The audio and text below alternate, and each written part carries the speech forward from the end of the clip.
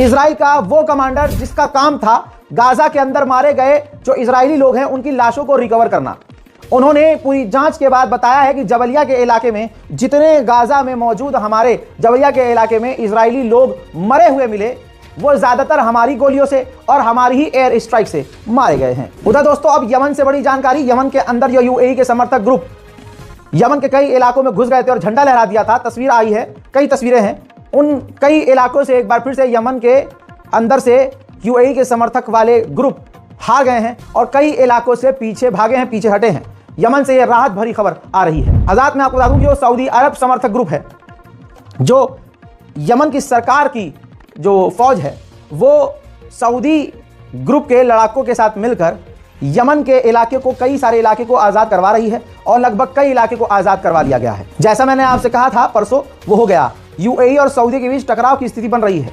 Saudi अरब ने UAE को लताड़ लगाई और मांग की है कि जो यमन है उसके अंदर जिन जिन जगहों पर तुम्हारे समर्थक ग्रुप और तुम्हारी फौज की टुकड़ियां गई हैं उन्हें वापस बुला लो, इसी में भलाई होगी। हज़रात हिजबुल्लाह तो हथियार डाल नहीं रहा और जो लेबनान की सरकार है वो फेल हो गई है। दिसंबर तक का पहले अमेरिका ने समय दिया था, लेकिन डॉक्यूमेंट सामने आए हैं जिससे ये क्लियर हो गया है कि अमेरिका ने अब लेबनान की सरकार को जून और जुलाई तक का समय दे दिया है कि आप आने वाले जून जुलाई तक हिजबुल्लाह से हथियार डलवाओ, वरना लेबनान की सरकार की जो हम हथियारों से और पैसों से मदद करते हैं वो मदद रोक देंगे। लेबनान पूरी तरह से ईरान से चिढ़ रहा है या चिढ़ने की एक्टिंग कर रहा है, इससे अमेरिका खुश होगा।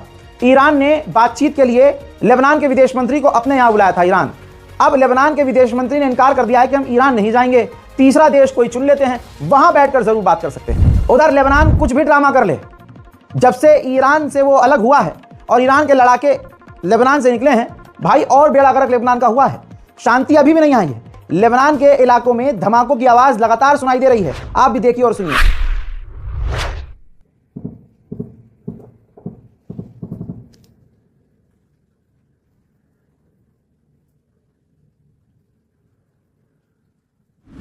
सन 2025 का ही एक वाकया, जब हसन नसरुल्लाह का जनाजा उठा और स्टेडियम के अंदर वो बहुत बड़ा प्रोग्राम हुआ था जिसमें ईरान के आईआरजीसी के फोर्स और कमांडर भी पहुंचे थे।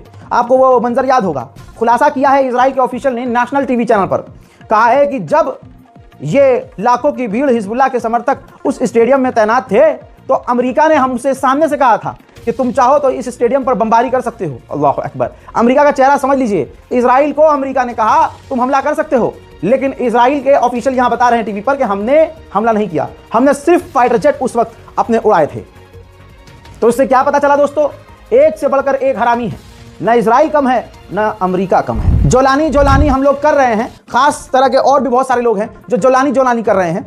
मोहतरम हजरात, जोलानी में इतना ही दम है कि अब सीरिया के माउंट हेरमोन पर लंबा समय गुजर चुका है। इजरायली फौज बिल्कुल मुस्तैदी से सीरिया के माउंट हेरमोन पर कब्जा कर चुकी है। यह रहा सबूत।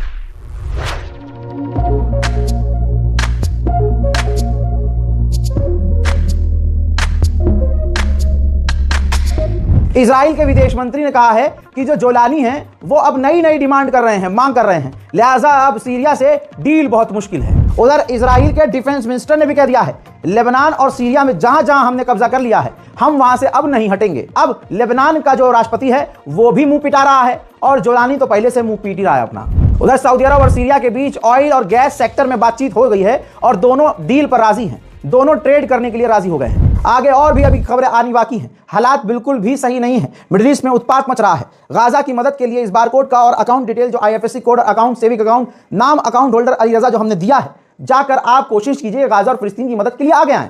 और आगे नहीं आ सकते हैं तो दोनों हाथ उठाएं, दोनों हाथ उठाकर दुआ करें। दुआ के लिए जरूरी है कि नमाज कायम करें, नमाज के लिए जरूरी है कि मस्जिद में जाएं, मस्जिद में जाने के लिए जरूरी है कि पाक साफ रहें और अपने ईमान को भी पक्का रखें। आज जो दुनिया में हो रहा है, मुझे नहीं लगता कि बिना अल्लाह के, बिना ईमान के, बिना परवरदिगार के आप उन गुनाहों से बच सकते हैं। हस्बी अल्लाह निअमल वकील। हजरात, सबसे अच्छा बदला लेने वाला परवरदिगार है। मेरी बात से जो राजी हो इस वीडियो को शेयर करना, दोनों हाथ बुलंद करके अपनी इबादतों में गाजा, फिलिस्तीन और हिंदुस्तान और पूरी दुनिया के मुसलमानों के लिए दुआ करना। मैं हूं रजा और आप देख रहे थे रज़ा ग्राफी अनस्क्रिप्टेड। जय हिंद।